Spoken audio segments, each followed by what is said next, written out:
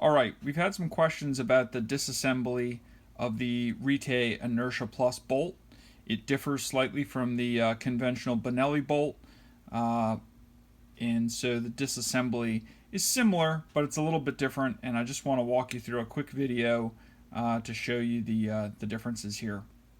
So first, just a couple of basic tools that we're going to need: small diameter punch and any kind of hammer that you have here. I have a small gunsmith's hammer here, and it helps if you have a block, but you definitely don't need one. So the first thing we're going to do is we're going to remove the charging handle. You don't need a punch to do it, but I have found that it's much easier with a punch. This is held in there by a spring actuated pin, and so it does make it a little tighter to get out than just pulling it with your finger. Okay, so we give it a hit with the hammer and it comes right out. The next thing we're going to do is remove this pin in the back. The easiest way to do that, again, is just use our block and our pin. Now you're going to want to put your finger over the back of the firing pin as you're doing this. Otherwise the firing pin will have a tendency to pop out the back. You can see the firing pin and the firing pin spring come right out along with the pin. Okay, the last thing we're going to do is remove this main pin here, and the easiest way, let me move it down here in the screen. So this is the pin that we're going to remove. The easiest way to do that is to rotate the bolt upside down, pull gently on the bolt head, and you'll see right here is the bottom of the pin, and you can use your punch to just gently push that out. You can remove it the rest of the way with your fingers. Alright, at this point you can just pull the entire bolt head assembly out of the carrier body. Be sure not to lose the torsion spring at the back of the bolt head.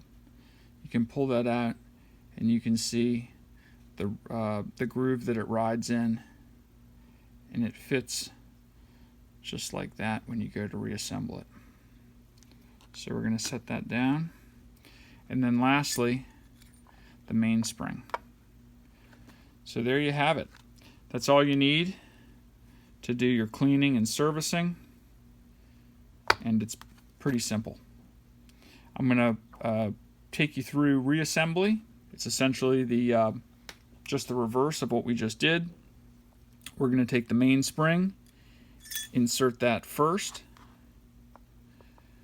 Then we're going to take the bolt head, and again we want to make sure that the spring,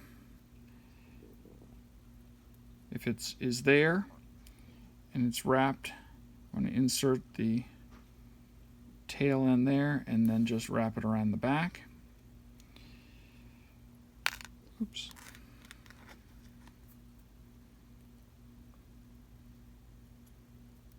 Okay, and then we're going to insert with the spring up in the channel there.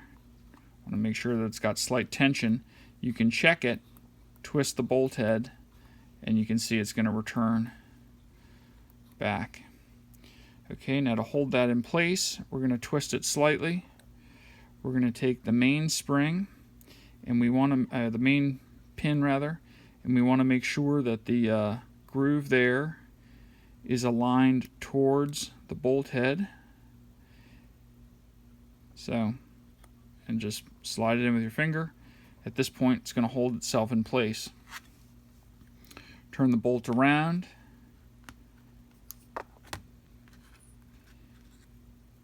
Insert the firing pin into the firing pin spring, and then the firing spring and pin into the back of the bolt. Push it as flush as you can with your finger. And then we're going to take firing pin, retaining pin, put it there. Use our hammer. I'm using the plastic end of the hammer so that we don't mar up the bolt body. And at that point, it's going to hold in the firing pin. And then the last thing we're going to do is insert the charging handle, curved end forward. And again, you can push this in with your hand, but I've found it's just easier to give it a snap with the hammer. Now it's seated nicely, it won't come apart. Bolt head is operating. Everything looks like it's operating well. So, there you go. Quick assembly, disassembly. The whole process took me about 6 minutes. Thanks for watching.